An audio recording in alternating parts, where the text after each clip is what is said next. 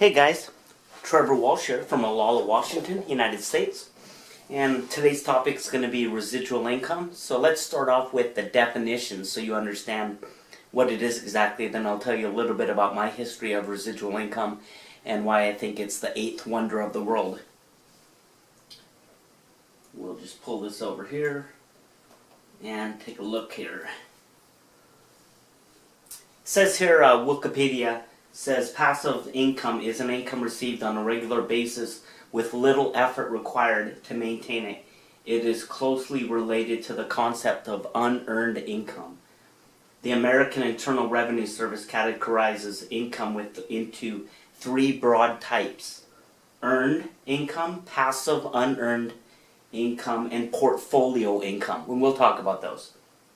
It defines passive income as only coming from two sources: rental activity or trade or business activity, which is what we're going to focus on, business activity, which is the B quadrant of cash flow quadrant by Robert Kiyosaki,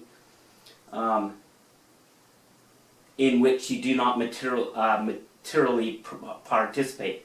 Other financial and government institutions also recognize it as income obtained as a result of capital growth or in relationship to negative gearing. Passive income is usually taxable. Of course it's taxable, but in another YouTube video I'll talk about why you need to incorporate once you start making about $33,000 or more a year in any type of business income. At that point you should incorporate and use percentages to write off your house, mortgage, phone bill, entertainment, vehicles, boating, traveling, everything like that. That's what we did for years and it worked out really good. So anyways, that would be a different video at a different time. So basically, passive income is something that comes in once you do the work and set it up and get everything going. We're going to talk about the business aspect of residual income. That is setting up a business so that it works on its own, leveraging your time. True leverage is, well, the simple way to explain it is when you're a kid, you should have two bicycles, one to ride, one to rent. When I was a kid, I had chores to do. I used to have to do wood, chop it, split it, bring it to the house, on and on and on. I thought, I was entrepreneurial. I was a business-minded person. I thought, there's a way around this. I had a friend of mine, a really good friend, one of my best friends, and he would come over, and I would pay him a fee. I would pay him a hourly amount of money to do my chores. So I would sit in the house, eat macaroni and cheese and vegetables and stuff, because I happen to like green beans and stuff like that, and watch cartoons while my friend did all my chores for me, and I would pay him half of my allowance and I would keep the other half. Now, obviously my mom found out later and she thought that wasn't a very nice thing to do, but other people that were entrepreneurial in my family thought that is a cool thing to do. One bike to ride, one bike to rent.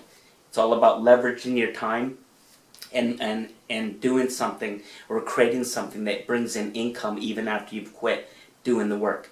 Most people choose plan A, which is go to school, get a good education, go to college, get more education, get a job, usually one of 5 to 10 different jobs, because people have about 5 to 10 different careers by the time they retire. Work 40 to 60 years, 40 to 60 hours per week for 40 to 60 years, and then retire at an age that's determined by the government or your job. They will tell you when you retire, you don't tell them.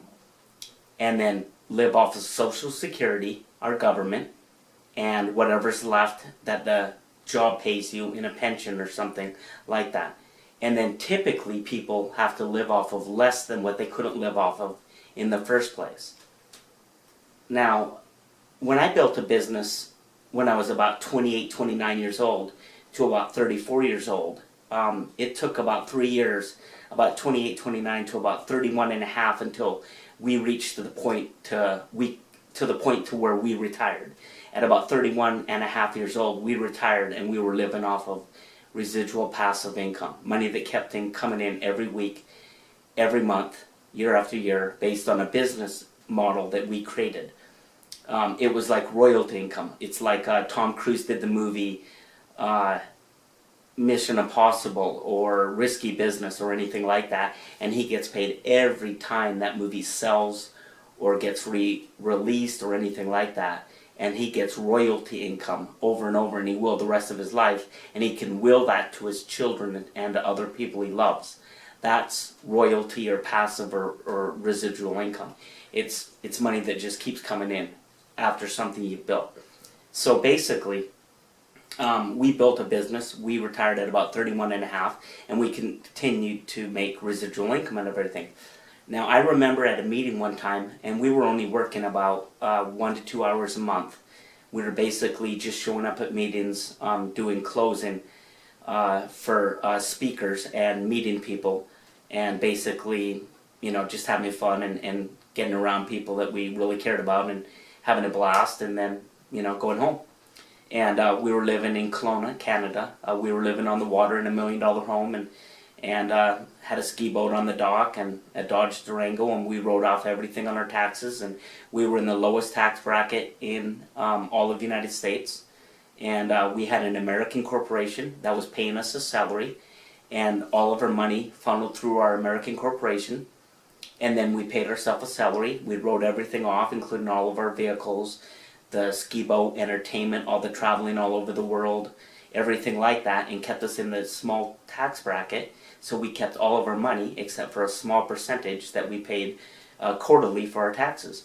And I remember at a meeting one time, meeting a gentleman that was probably 45, 50 years old, and he made a lot of money. He was making well over a 6-digit yearly income in his job. And he said, it really intrigued me what you've said about residual income in your business model and everything, and what you've built is admirable and very amazing. And I said, yeah, anyone can do it. You just have to have some desire and want to go out there and do it, and understand how important residual income is, and creating a portfolio or something that pays you what you're worth. And one thing I told him, I said, one thing I learned when I was young is retirement is not based on an age, like 62 years old or 65 or whatever. Retirement is truly based on an income level. In other words, think right now, if let's say you're 23 years old, and I all of a sudden gave you $45 million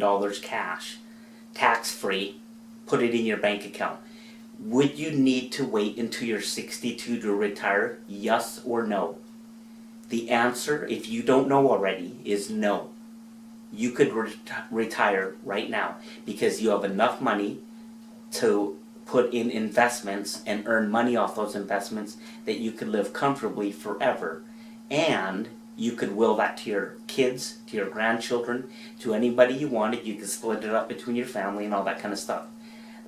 That is retirement. So, I mentioned that to the guy, and he said, absolutely true. He said, he absolutely agreed with me. Real approachable, nice guy. Made a lot of money, very successful, very nice guy, very down to earth. And I said, can I just ask you a few good questions?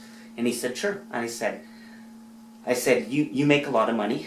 I said, I make a lot of money. I said, I worked about 3 years to get to this point. And I said, how long have you worked to get to your point? And I think he said 22 years or something like that to get to where he was. He climbed the ladder of corporate America and got to the point where he's at to make, a couple $100,000 a year, which is, like $20,000 plus a month in income. And basically he was doing really good financially. He was in the top income bracket for the United States and Canada and the world. I mean, in reality.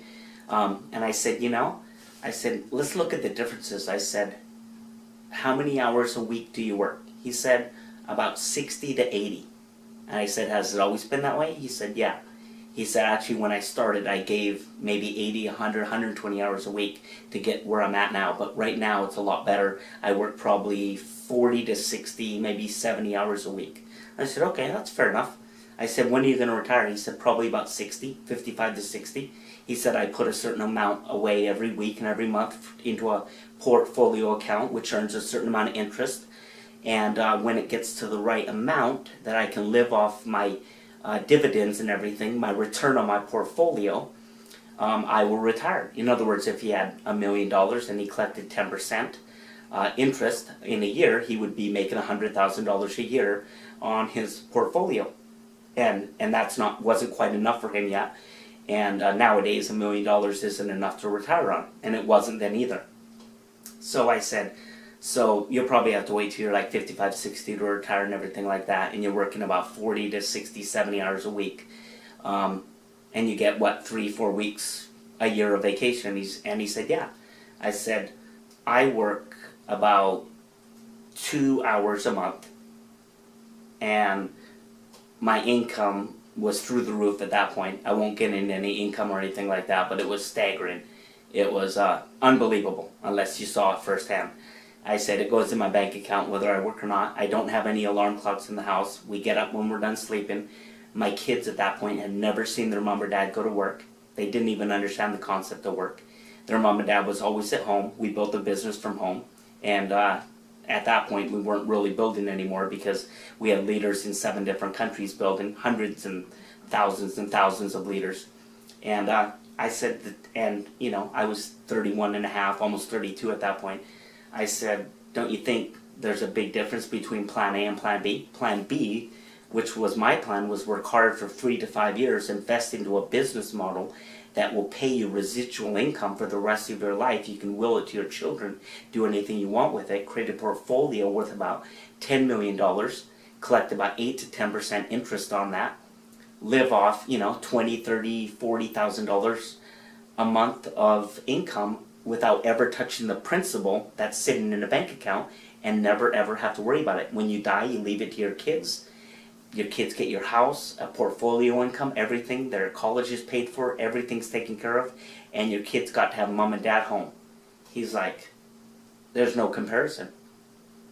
He said, your plan B, and he was talking to me, he said, your plan B was absolutely superior in every aspect to what he had done. And I've been there too. I've worked my whole life. I've always worked hard and believed in hard work and worked hard at jobs, and always been a great employee. And I think employees are great, and you know, we need employees and everything like that. But I think understanding passive residual income and what it can do for you is staggering. My friend used to say it's the 8th wonder of the world. It truly is. I mean, to have the ability to live in a country, wherever you are, anywhere in the world where you're watching this, and be able to work from home maybe an hour or 2 a week, or a few hours a month, or whatever you want to do, maybe 10, 12 hours a week, you know, whatever you want to do, and create something that pays you forever, and you dictate when you retire, how much you want to make, whatever. We set goals. We said if we want to make, you know, $35,000 in a month, this is what we needed to do it in 6 months. Then we broke it down. What did we need to do every month? We broke it down. What did we need to do every week? What did we need to do every day to achieve that goal? And we hit our goals. We hit them every time because we broke down all the goals, and we worked with all the leaders in all the countries, and we just made it happen. And we instilled a belief and a vision with people about residual income, so that they wanted it as bad or worse than we did for their own families. So that when we pulled out of the equation and out of the formula, and we decided to basically retire, our business was going to work harder and better and be more efficient without us ever involved. That's the key to building momentum and building residual income. We'll do lots more videos like this. I'll get into incorporations and why to incorporate and how it works, and how to get in the small tax bracket and percentages and stuff like that. And it's all pretty straightforward stuff. And all I ask is that you like this video on YouTube, and subscribe to my channel, and shoot me an email anytime if you want me to talk about a topic or anything like that. I've done a lot of different businesses. I've met a lot of billionaires and multimillionaires all over the world, and worked with a lot of them, and learned a lot of great things from a lot of people. And it's been incredible. And I would say, if I could give one piece of advice, it would be go find everything you can on Jim Rohn. Jim Rohn is the greatest philosopher we've seen in the last century, in my opinion, and I believe he was the #1 person that probably shaped my thinking in business and creating residual income and everything in the last couple decades for me. He's incredible. All of his material is amazing. It's down to earth, very simple to listen to. He's very humorous, very funny, but his ideas are amazing. And I would suggest to everybody to listen to Jim Rohn and really take from him everything you can get. Thanks, and we'll chat later.